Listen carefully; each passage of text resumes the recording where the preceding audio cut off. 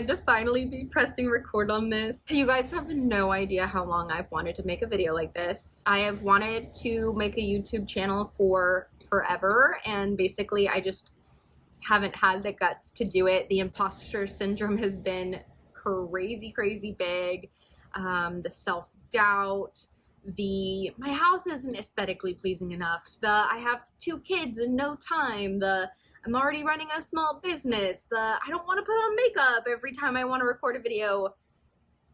All the reasons under the sun. But I finally just kicked myself in the butt and was like, let's just do this thing. Like, I've been wanting to do this for forever, and it feels really freaking good.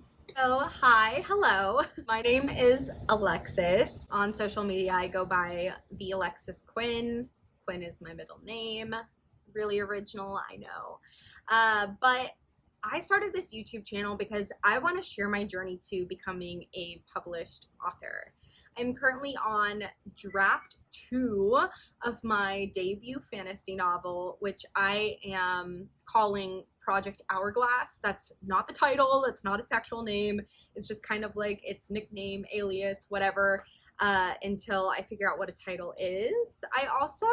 I like on Instagram and stuff, I've been sharing snippets and quotes and little, character backgrounds and stuff. I'm pretty open, I like to share, but since I do want to be traditionally published, I'm also trying to be strategic in the sense that, like, I don't give too much away. So not knowing how all of that works, I'm just calling my book Project Hourglass, especially too since names are, there's potential for them to change and that sort of thing. But anyway, enough rambling. I started writing my debut novel in November of 2024. It started as a personal project of mine, essentially just to prove to myself that I could start and finish a book. I am trying to not be such a perfectionist. If you're familiar with the Enneagram system, I'm an Enneagram 3 through and through. If you know anything about it, or if you don't, I'll tell you about it.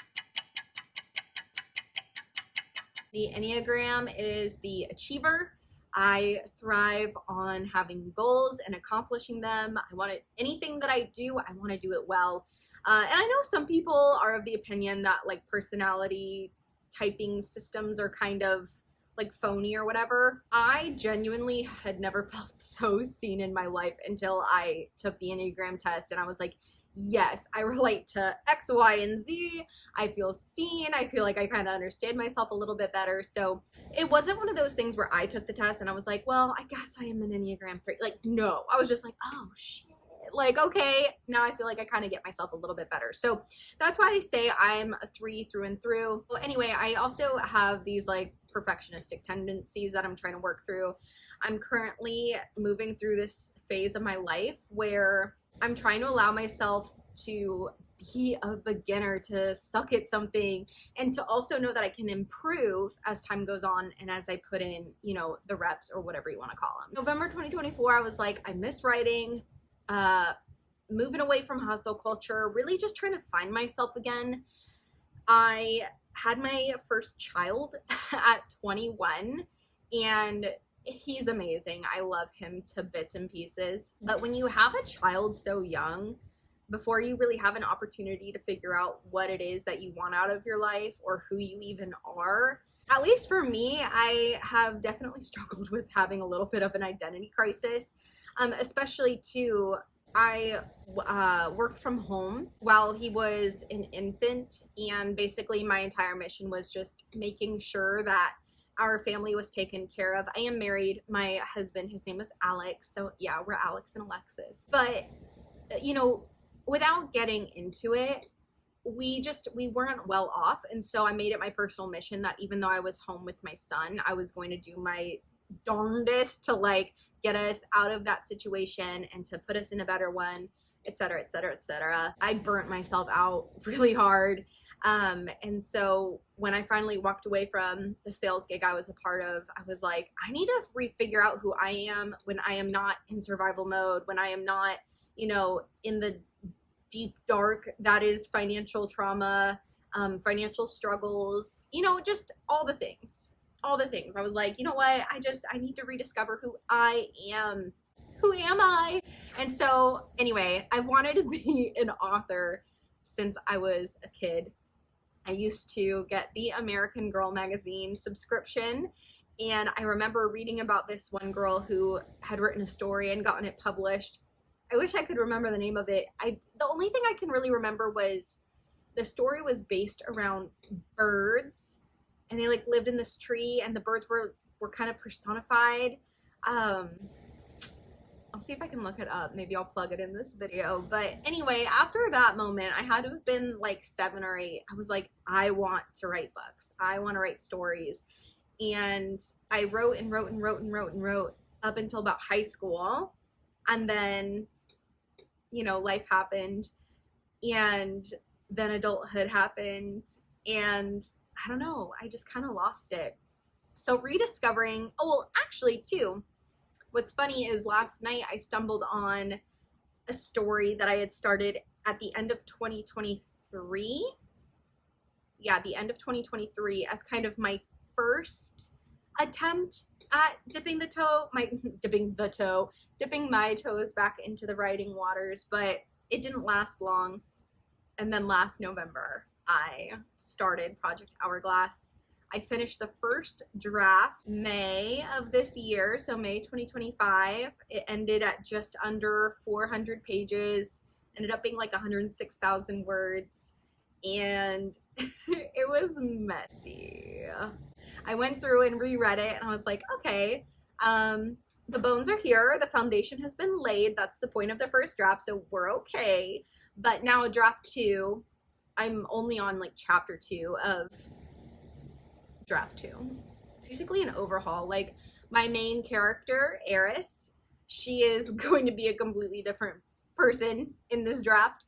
The story has changed quite a bit. The conflict has changed quite a bit. And so I'm really excited. It was really good getting the first draft done.